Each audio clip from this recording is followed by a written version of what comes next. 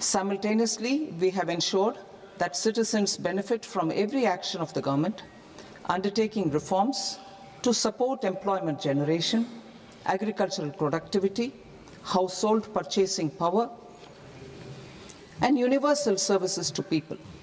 These measures have delivered a high growth rate of around 7% and helped us make substantial strides in poverty reduction and improvement in the lives of our people.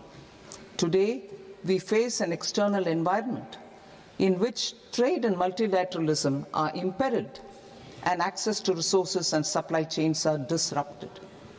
New technologies are transforming production systems while sharply increasing demands on water, energy, and critical minerals.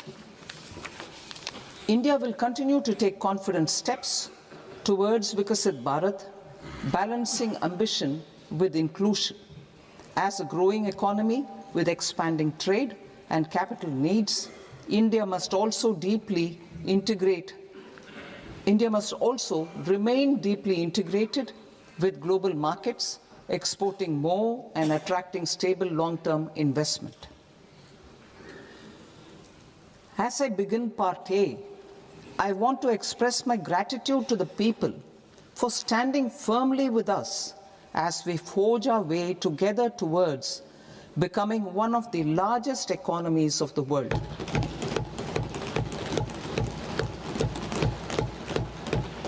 Our aim is to transform aspiration into achievement and potential into performance as we ensure that the dividends of growth reach every farmer, the scheduled caste, the scheduled tribes, the nomads, the youth, the poor, and the women. In Vikasit Bharat Young Leaders Dialogue 2026, several innovative ideas were shared with our Prime Minister, which have inspired many of the proposals, making this a unique Yuva Shakti-driven budget. Our government's sankalp is to focus on our poor, underprivileged, and the disadvantaged. To deliver on this sankalp, and given that this is the first budget prepared in Kartavya Bhavan, we are inspired by three Kartavya. Our first Kartavya is to accelerate and sustain economic growth by enhancing productivity and competitiveness and building resilience to volatile global dynamics. Our second Kartavya is to fulfill aspirations of our people and build their capacity, making them strong partners in India's path to prosperity. Our third Kartavya, aligned with our vision of Sabka Saath, Sabka Vikas, is to ensure that every family, community, region, and sector has access to resources, amenities, and opportunities for meaningful participation. This threefold approach requires a supportive ecosystem. The first requirement is to sustain the momentum of structural reforms, continuous, adaptive, and forward-looking. Second, a robust and resilient financial sector is central to mobilizing savings, allocating capital efficiently, and managing risks. Third, cutting-edge technologies, including AI applications, can serve us as force multipliers for better governance. Reform Express. Our government has undertaken comprehensive reforms towards creating employment, boosting productivity, and accelerating growth. After the Prime Minister's announcement on Independence Day in 2025, over 350 reforms have been rolled out. This includes GST simplification, notification of labor codes, and rationalization of mandatory quality control orders. High-level committees have been formed, and in parallel, the central government is working with the state governments on deregulation and reducing compliance requirements. The Reform Express is well on its way and will maintain its momentum to help us fulfill our kartavya. I now move to specific proposals. Under our first kartavya, to accelerate and sustain economic growth, I propose interventions in 6 areas. 1. Scaling up manufacturing in 7 strategic and frontier sectors. 2. Rejuvenating legacy industrial sectors. 3. Creating champion MSMEs. 4. Delivering a powerful push for infrastructure. 5. Ensuring long-term security and stability. And 6. Developing city economic regions. Scaling up of manufacturing in 7 strategic and frontier sectors. Biopharma Shakti, meaning biopharma strategy for health advancement through knowledge, technology, and innovation. India's disease burden is observed to be shifting towards non-communicable diseases like diabetes, cancer, and autoimmune disorders. Biologic medicines are key to longevity and quality of life at affordable costs. To develop India as a global biopharma manufacturing hub,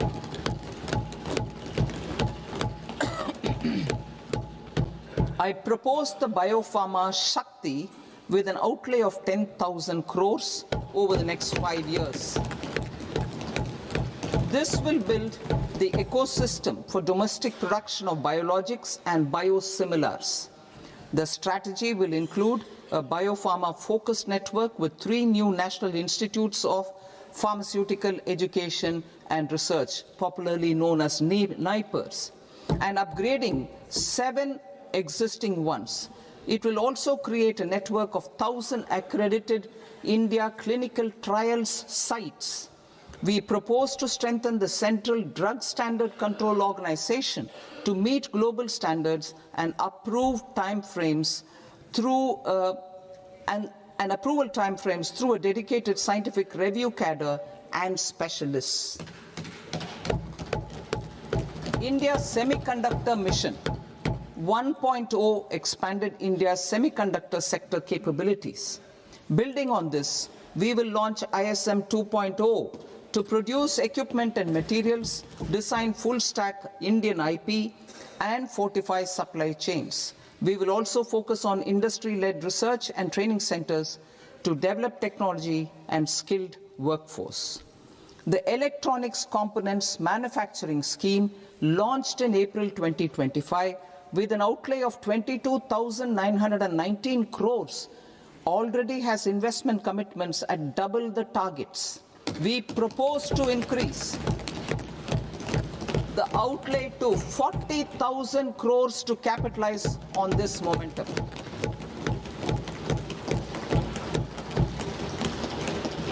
A scheme for rare earth permanent magnets was launched in 2025 November. We now propose to support the mineral-rich states of Odisha, Kerala, Andhra Pradesh, and Tamil Nadu to establish dedicated rare earth corridors to promote mining, processing, research, and manufacturing.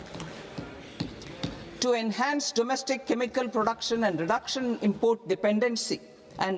import dependency, we will launch a scheme to support states in establishing 3 dedicated chemical parks through challenge route on a cluster-based plug-and-play model. Strong capital goods.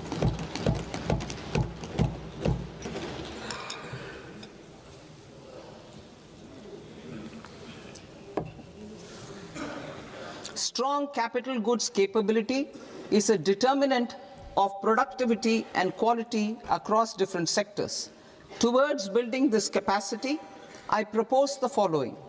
High-tech tool rooms will be established by central public sector enterprises at 2 locations as digitally enabled automated service bureaus that locally design, test, and manufacture high-precision components at scale and at lower cost.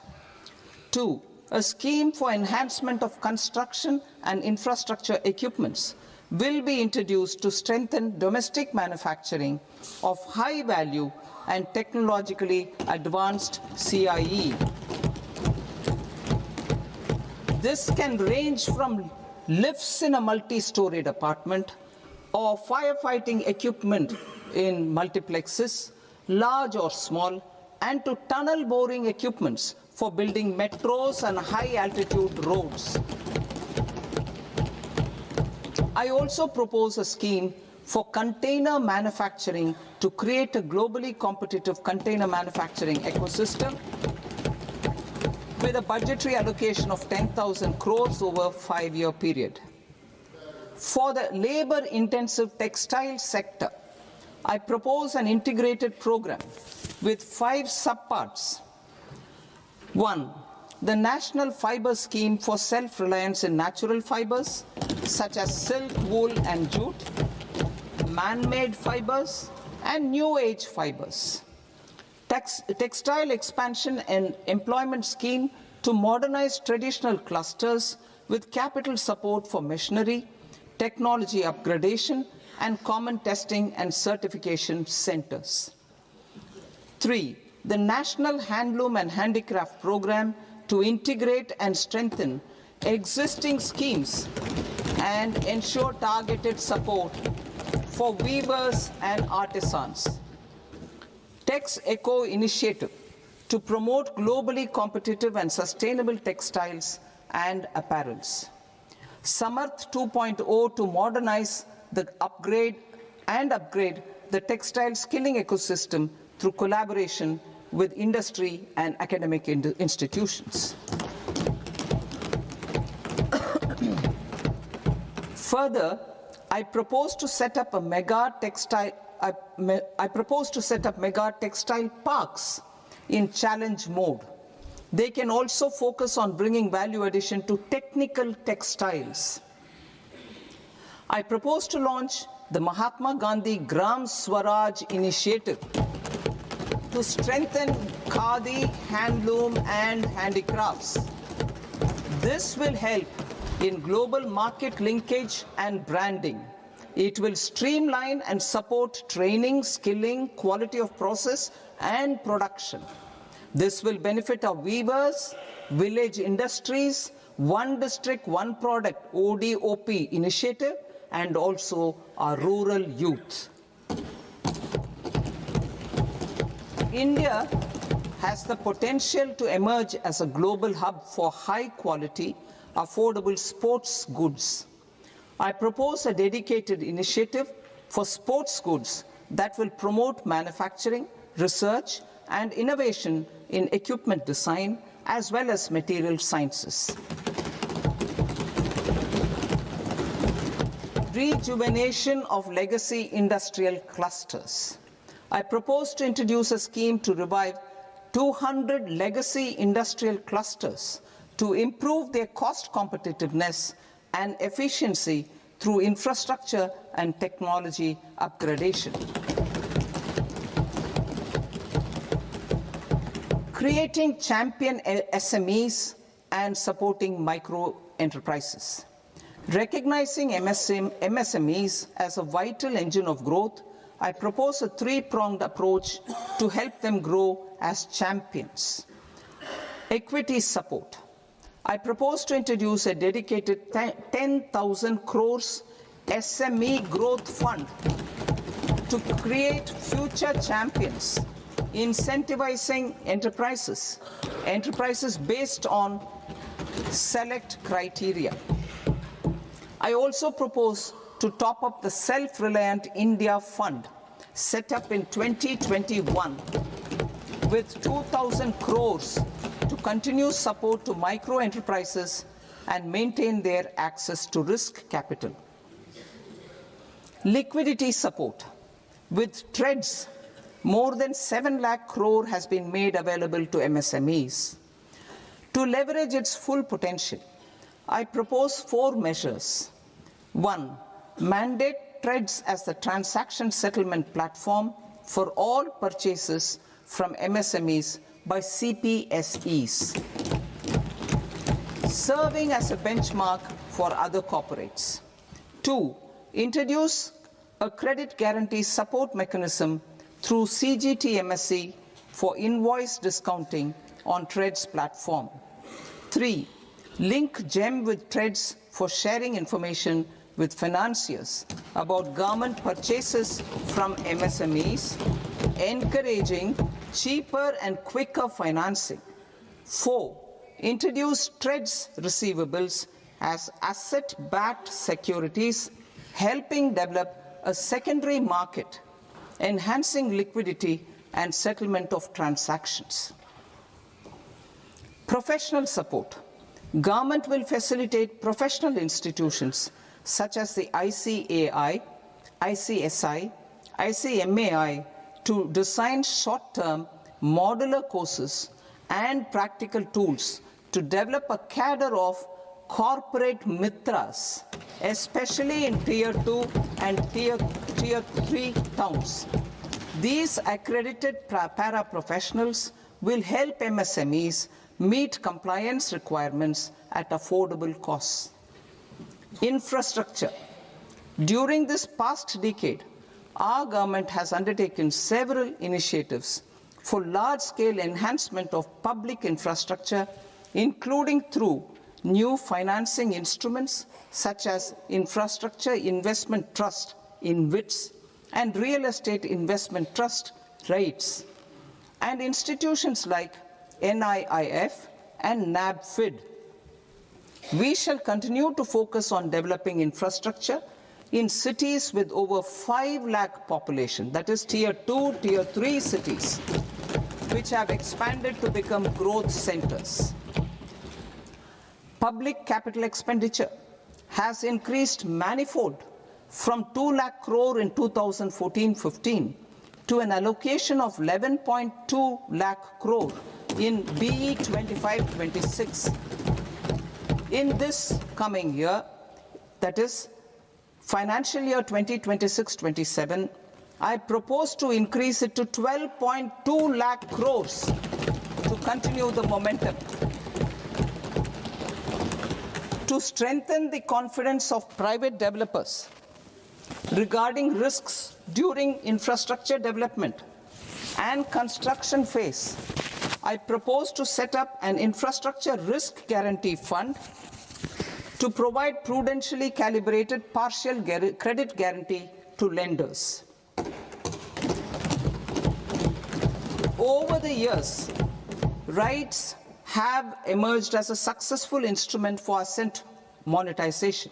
I propose to accelerate recycling of significant real estate assets of the CPSEs through the setting up of dedicated REITs. To promote environmentally sustainable movement of cargo, I propose to 1. Establish new dedicated freight corridors connecting Dankuni in the east to Surat in the west. Operationalize 20 new national waterways over the next 5 years, starting with National Waterways 5 in Orissa to connect mineral-rich areas of Talcher and Angul and industrial centers like Kalinga Nagar to the ports of Paradeep and Dhamra. Training institutes will be set up as regional centers of excellence for development of required manpower for these waterways. This will benefit youth in the entire stretch of the waterways to train and acquire skills. Further, a ship repair ecosystem catering to inland waterways will also be set up at Varanasi and Patna. And C. Launch a coastal cargo promotion scheme for incentivizing a modal shift from rail to road to increase the share of inland waterways and coastal shipping from 6% to 12% by 2047. To enhance last mile and remote connectivity and promote tourism, I propose to give incentives to indigenize manufacturing of seaplanes. A seaplane VGF scheme will be also introduced to provide support for operations. Carbon capture, utilization and storage. Aligning with the roadmap launched in December 2025, the carbon capture, utilization and storage technologies at scale will achieve higher readiness and in end-use application across 5 industrial sectors, including power, steel, cement, refineries, and chemicals. An outlay of 20,000 crore is proposed over the next 5 years for this purpose. City economic regions. Cities are India's engines of growth, innovation, and opportunities. We shall now focus on Tier 2, Tier 3 cities, and even temple towns, which need modern infrastructure and basic amenities. This budget aims to further amplify the potential of cities to deliver the economic power of agglomerations by mapping city economic regions based on their specific growth drivers. An allocation of 5,000 crore per CER over 5 years is proposed for implementing their plans through a challenge mode with a reform-cum-result-based financing mechanism. In order to promote environmentally sustainable passenger systems, we will develop 7 high-speed rail corridors between cities as growth connectors, namely Mumbai to Pune, Pune to Hyderabad, Hyderabad to Bengaluru, Hyderabad to Chennai, Chennai to Bengaluru, Delhi to Varanasi, Varanasi to Siliguri.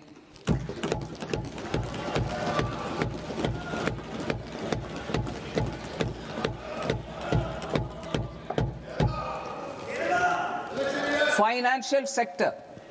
The Indian banking sector today is characterized by strong balance sheet, historic highs in profitability, improved asset quality, and coverage exceeding 98% of villages in the country.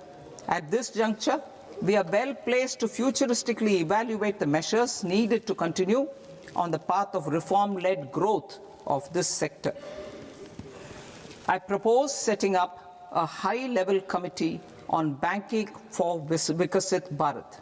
High-level committee on banking for Vikasit Bharat to comprehensively review the sector and align it with India's next phase of growth, while safeguarding financial stability, inclusion, and consumer protection.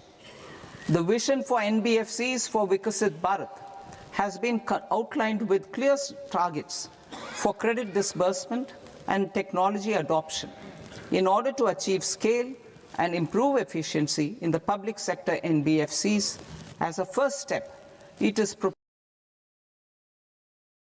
to restructure the Power Finance Corporation and Rural Electrification Corporation. I propose a comprehensive review of the foreign exchange management non-debt instruments rules to create a more contemporary, user-friendly framework for foreign investments consistent with India's evolving economic priorities. Corporate bond market. I propose to introduce a market-making framework with suitable access to funds and derivatives on corporate bond indices. I also propose to introduce total return swaps on corporate bonds. Municipal bonds. To encourage the issuance of municipal bonds of higher value by larger cities, I propose an incentive of 100 crore rupees for a single bond issuance. 100 crore rupees for a single bond issuance of more than 1,000 crore. The current scheme under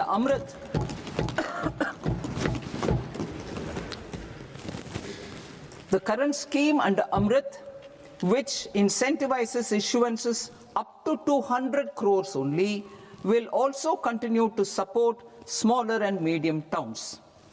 That will also continue to support the smaller and medium towns. Ease of doing business. Individual persons resident outside India, PROI, will be permitted to invest in equity instruments of listed Indian companies through the Portfolio Investment Scheme.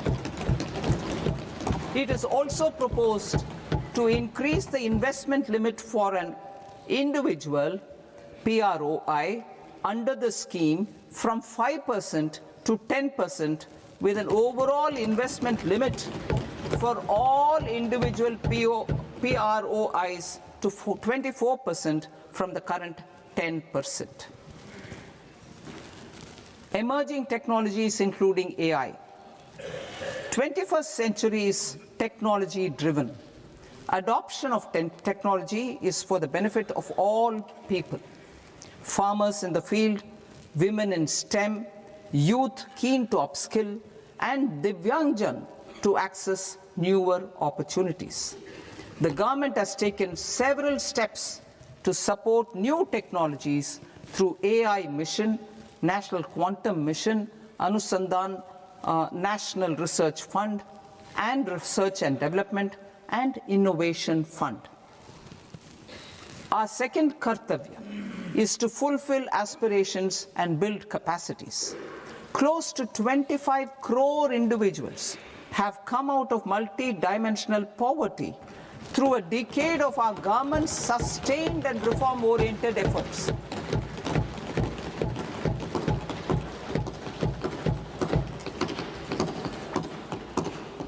Our government has therefore decided to place a renewed emphasis on the service sector to provide a pathway to fulfilling aspirations of a youthful India with the following measures. I propose to set up a high-powered Education to Employment and Enterprises Standing Committee to recommend measures that focus on services sector as a core driver of Viksit Bharat. This will make us a global leader in services with a 10% global share by 2047. The committee will prioritize areas to optimize the potential for growth, employment, and exports. They will also assess the impact of emerging technologies, including AI, on jobs and skill requirements and propose measures thereof. To create a range of skilled career pathways, a new range of skilled career pathways for our youth, I propose interventions in the following sectors. Health.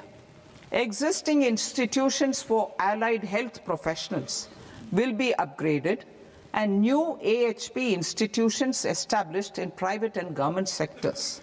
This will cover 10 selected disciplines, including optometry, radiology, anesthesia, OT technology, applied psychology, and behavioral health, and add 1 lakh AHPs over the next 5 years. A strong care system covering geriatric and allied care services will be built. A variety of NSQF-aligned programs will be developed to train multi-skilled caregivers, combining core care and allied skills such as wellness, yoga, and operation of medical assistive devices. In the coming year, 1.5 lakh caregivers will be trained.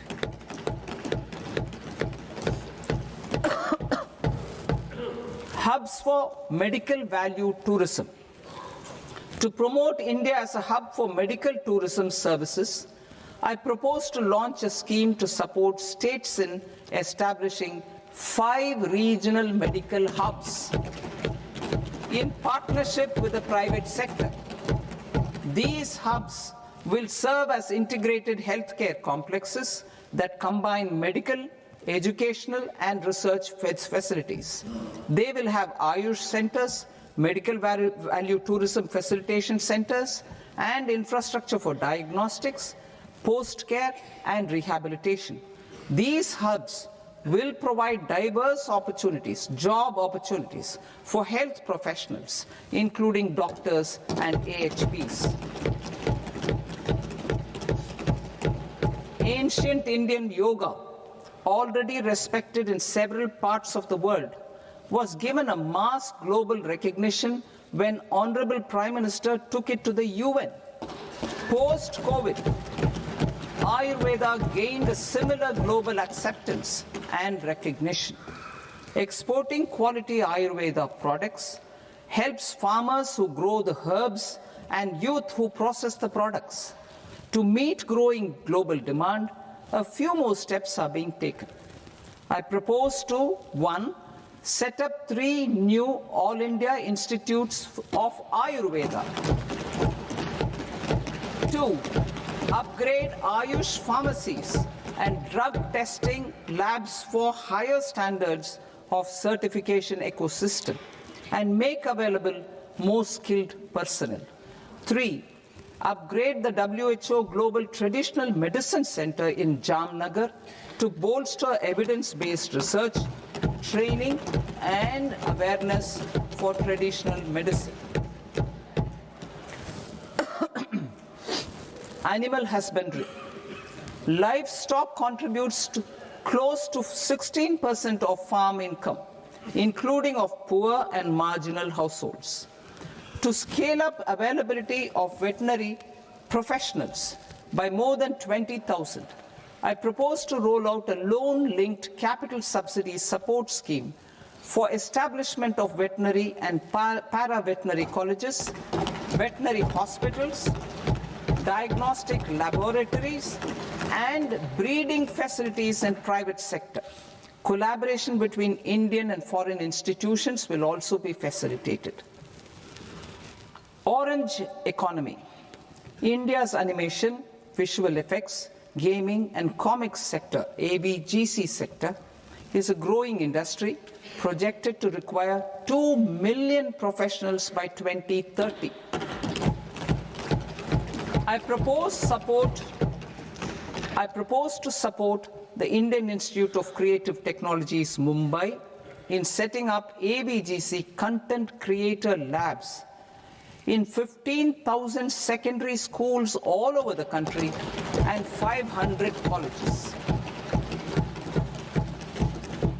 The Indian design industry is expanding rapidly, and yet there is a shortage of Indian designers.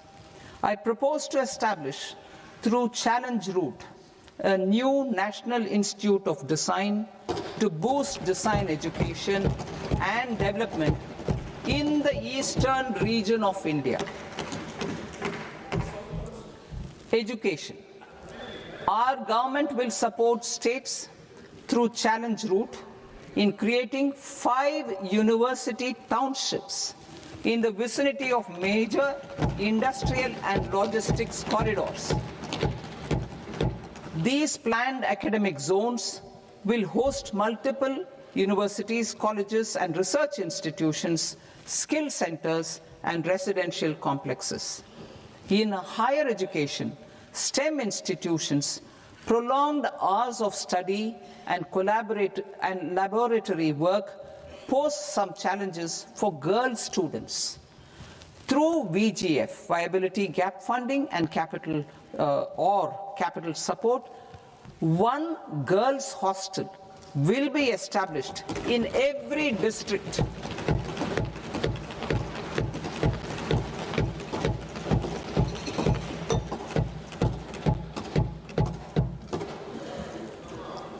To promote astrophysics and astronomy via immersive experiences, 4 telescope infrastructure facilities will be set up or upgraded. The National Large Solar Telescope, the National Large Optical Infrared Telescope, the Himalayan Chandra Telescope, and the Cosmos 2 Planetarium. Tourism. The tourism sector has the potential to play a large role in the employment generation, forex earnings, and expanding the local economy. I propose to set up a National Institute of Hospitality by upgrading the existing National Council for Hotel Management and Catering Technology. It will function as a bridge between academia, industry, and government. I also propose a pilot scheme for upskilling 10,000 guides in 20 iconic tourist sites through a standardized, high-quality, 12-week training course in hybrid mode in collaboration with the Indian Institute of Management. A national destination digital knowledge grid will be established to digitally document all places of significance, cultural, spiritual, and heritage. This initiative will create a new ecosystem of jobs for local researchers, historians, content creators, and technology partners. India has the potential and opportunity to offer world-class trekking and hiking experience. We will develop ecologically sustainable mountain trails in Himachal Pradesh, Uttarakhand, and Jammu Kashmir. Also in Araku Valley in the Eastern Ghats and Podigai Malai in the Western Ghats. Turtle trails along key nesting sites in the coastal areas of Odisha, Karnataka, and Kerala. And 3, bird watching trails along the Pulikat Lake in Andhra Pradesh, Tamil Nadu. It's on the border. Under the visionary leadership of Honorable Prime Minister, we established the International Big Cat Alliance in 2024. This year, India is hosting the first ever Global Big Cat Summit, where heads of governments and ministers from 95 range countries will deliberate on collective strategies for conservation. Heritage and culture tourism.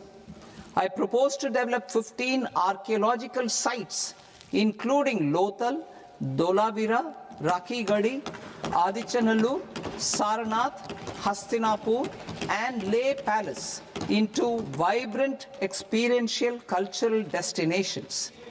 Excavated landscapes will be open to the public through curated walkways.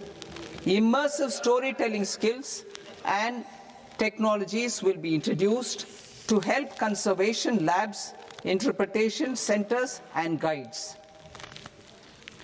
The sports sector provides multiple means of employment, skilling, and job opportunities. Taking forward the systematic nurturing of sports talent which is set in motion through the Khelo India program earlier, I propose to launch a Khelo India mission to transform the sports sector over the next decade. The mission will facilitate an integrated talent development pathway supported by training centers which are foundational, intermediate, and elite levels. B, systematic development of coaches and support staff. C, integration of sports science and technology. D, competitions and leagues to promote sports culture and provide platforms. And E, development of sports infrastructure for training and competition. Our third Kartavya aligns with our vision of Sabka Saath, Sabka Vikas towards Vikasit Bharat. This requires targeted efforts for 1, increasing farmer incomes through productivity enhancement and entrepreneurship, with special attention to small and marginal farmers. B, empowering Divyangjan through access to livelihood opportunities, training, and high-quality assistive devices. C, empowering the vulnerable to access mental health and trauma care. D, focus on the Purvodaya states and the Northeast region to accelerate development and employment opportunities. Fisheries. We will undertake initiatives for integrated development of 500 reservoirs and Amrit Sarovars. 2. Strengthen the fisheries value chain in coastal areas and enable market linkages involving startups and women-led groups together with fish farmer producer organizations. Animal husbandry. To provide quality employment opportunities in rural and peri-urban areas, we will support the animal husbandry sector in entrepreneurship development through A, credit-linked subsidy program, B, scaling up and modernization of livestock enterprises, C, enhanced creation of livestock, dairy, and poultry, enhanced creation of livestock, dairy, and poultry-focused integrated value chains, and D, encourage creation of livestock farmer-producer organizations. High-value agriculture. To diversify farm outputs, increase productivity, enhance farmers' incomes, and create new employment opportunities, we will support high-value crops such as coconut, sandalwood, cocoa, cashew in the coastal areas, agar trees in northeast, and nuts such as almonds, walnuts, and pine nuts in our hilly regions. All of them will be supported. India is the world's largest producer of coconuts. About 30 million people, including nearly 10 million farmers, depend on coconuts for their livelihood. To further enhance competitiveness in coconut production, I propose a coconut promotion scheme to increase production and enhance productivity through various interventions, including replacing and non-productive trees with new saplings or plants or varieties in major coconut growing states.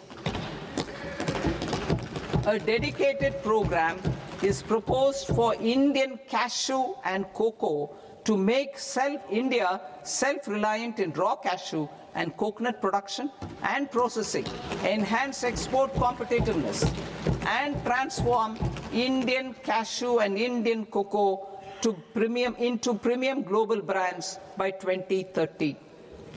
Sandalwood. Sandalwood is closely linked to India's social and cultural heritage.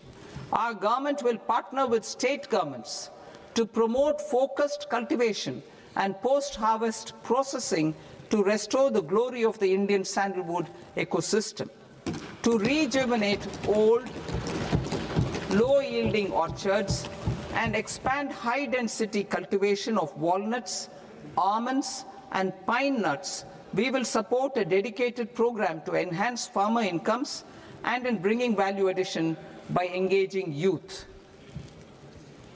Bharat Vistar, that is virtually integrated system to access agricultural resources.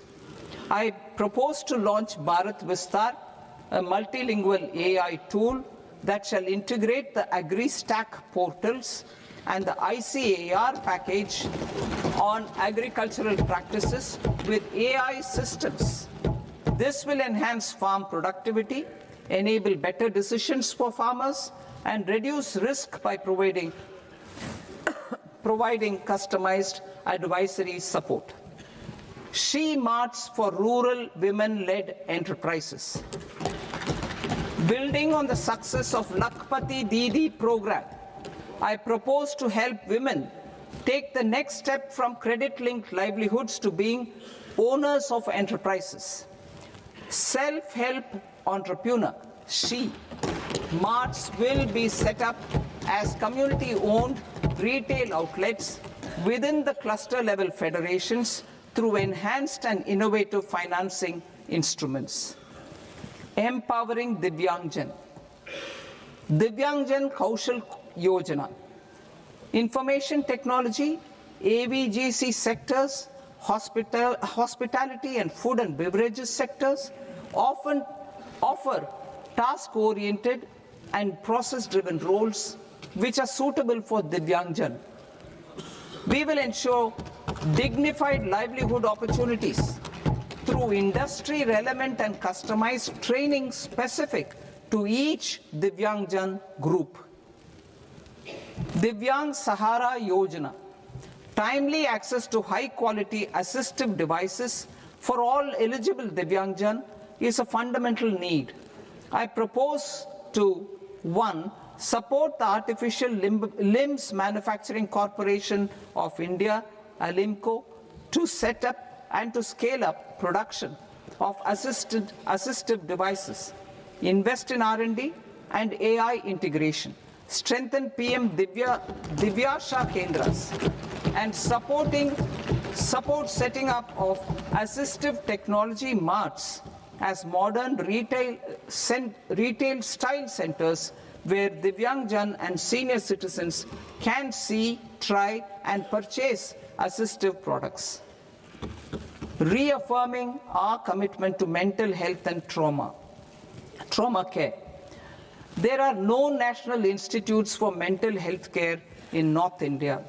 We will therefore set up a NIMHANS 2 and also upgrade national mental health institutes in Ranchi and in Tezpur as regional apex institutions. Emergencies expose families, particularly the poor and vulnerable, to unexpected expenditure. We will strengthen and increase these capacities by 50% in district hospitals by establishing emergency and trauma care centers. Focus on Purvodaya states and northeastern regions. Purvodaya.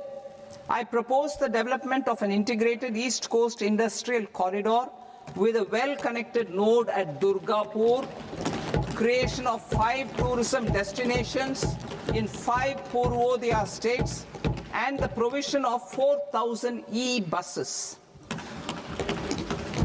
Buddhist sites in northeastern region. The northeastern region is a civilizational confluence of Theravada and Mahayana or Vajrayana traditions. I propose to launch a scheme for development of Buddhist circuits in Arunachal Pradesh, Sikkim, Assam, Manipur, Mizoram, and Tripura.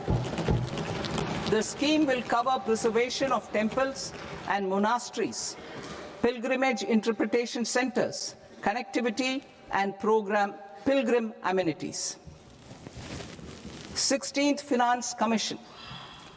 On 17th November 2025, the 16th Finance Commission submitted its report to the President. As mandated under Article 281 of the Constitution, the government is to lay the report along with the explanatory memorandum on the action taken report on the recommendations of the Commission in Parliament, which, Sir, Honourable Speaker, you've allowed me to do at the commencement of this session.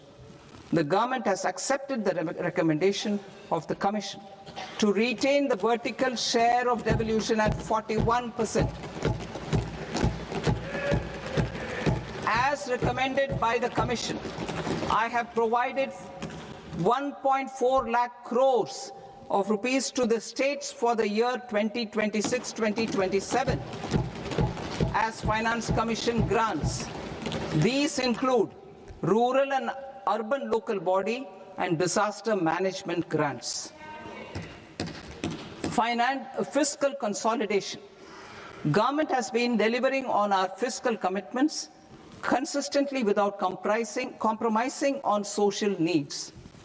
To strive towards accepted standards of fiscal management in Budget 25-26, I had indicated that the central government would target reaching a debt to GDP ratio of 50 plus or minus 1% by 2030-31. In line with this, the debt to GDP ratio is estimated to be 55.6% of GDP in BE 26-27, compared to 56.1% of GDP in RE 25-26. A declining debt to GDP ratio will gradually free up resources for priority sector lending and expenditure by reducing the outgo on interest payments. One of the main operational instruments for debt targeting is the fiscal deficit. I am happy to inform this august House that I fulfilled my commitment made in 2021-2022 to reduce fiscal deficit below 4.5% of GDP by 25-26. In RE 25-26, the fiscal deficit has been estimated at par with BE of 2025-26 at 4.4% of GDP. In line with the new fiscal prudence path of debt consolidation, the fiscal deficit in BE 26-27 is estimated to be 4.3% of the GDP.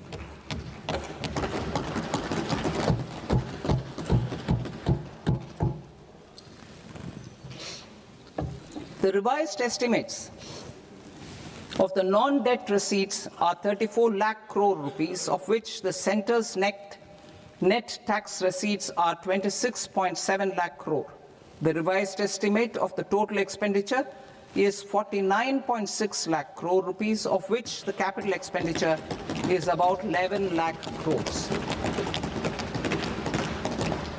Budget estimates 2026 to 2027. Coming to 26-27, the non-debt receipts and the total expenditure are estimated as 36.5 lakh crore and 53.5 lakh crore respectively. The centre's net tax receipts are estimated at 28.7 lakh crore rupees. To finance the fiscal deficit, the net market borrowings from dated securities are estimated at 11.7 lakh crore rupees. The balance financing is expected to come from small savings and other sources. The gross market borrowings are estimated at 17.2 lakh crore rupees. I'll now move to Part B. Part B, direct taxes.